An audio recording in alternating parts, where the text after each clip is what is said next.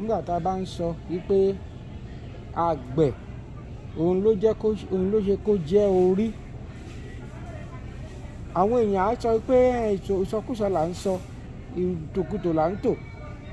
Ẹ wo gàrí báyìí, èló ló lè jẹ́? Èló ni abọ́ mélòó ni gàrí lè jẹ́ ńlé? Ó ní $8 kò tí sí táàsì mọ́. Eléyìí almost $20 lélẹ́yìí. Ẹ máa ṣírò ẹ̀wà ní o. Abọ́ mélòó lẹ̀wà eléyìí máa jẹ́? Òun ló ń lọ sí $30, 25 tó bá ṣírò táàsì mọ́.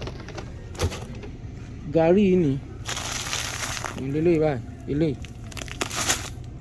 gàrí $20, 20 something ni tán bá ṣírò ẹ̀ tán. So kí la wá ń sọ? Eléyìí nísìn ilé ni wọ́n ti ń ṣe bíi fùfú bíi kinní kan àti yán àti bẹ́ẹ̀ bẹ́ẹ̀ lọ. Èmi ń sọ fún yín kókó ohun tó yẹ ká ẹ ṣe. Kò sí tẹ́ ń jẹ ńlé, ẹ wo gbogbo àwọn ewé tẹ́ ẹ kà sí, ẹ wo kinní kí lẹ̀ ń pè kinní ní kí náà pé kinní Yorùbá o tó máa fi ń ṣe àgbo fọ́mọ. Òun náà tún tà yìí o. Nǹkan tó yẹ tó ń wọ̀ dànù nínú oko kàkà kó rorí ẹ gẹ́gẹ́ bí ọ̀dọ́ kó ó jẹ́ lè gan ló ń pákéjì. Ẹ wo owó dé ẹ̀gúnsí lélẹ̀, ẹ wo ẹ̀gúnsí kò tó ṣebẹ̀ o $4 òun ni ẹ ṣírò $4 ẹ wo ẹ̀gúnsí. Eléyìí kí ló lẹ́yìn tiẹ̀ ní tiẹ̀ mọ orúkọ tó lè jẹ́ òun ni àwọn èso tó ń wọ̀ dànù nítorí eléyìí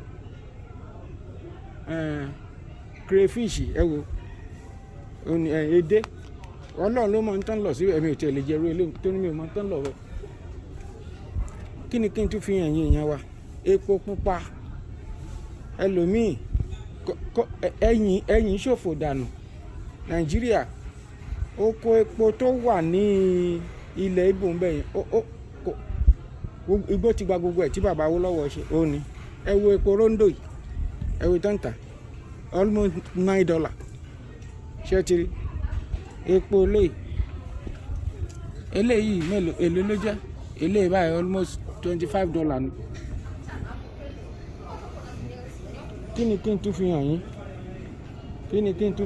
O ẹ wo àwọn náà ní Milo ó ní ẹ wo tán kọ́ sí. N tó tẹ̀ bẹ́ẹ̀ mi ni wípé kẹ́yìn ọ̀dọ́ kẹ́ sọ jí iṣẹ́ àgbẹ̀ ewé lásán nílé African food stuff. Ó ní ọha leaf èmi ò mọ tí yẹn jẹ́ bitter leaf ní ewúro ẹ wòran ewúro lélẹ́yìí o èló náà kọ́ sí. Ẹ rí ewúro wọ́n kàn rọra gbẹ́ wọ́n fi packaging sí ó ní $7. Ẹ wo ẹ ṣírò iye tí $7 jẹ́ àti bẹ́ẹ̀ bẹ́ẹ̀ lọ. Mélòó ni ká kà lẹ́yìn Adépèlé? Mélòó ni ká kà lẹ́yìn Adépèlé? Títí kan ọyọ́ náà mọ̀ ń ṣe. Èwo lélẹ́yìn nísìn? Mi ò mọ ìtumọ̀ eléyìí.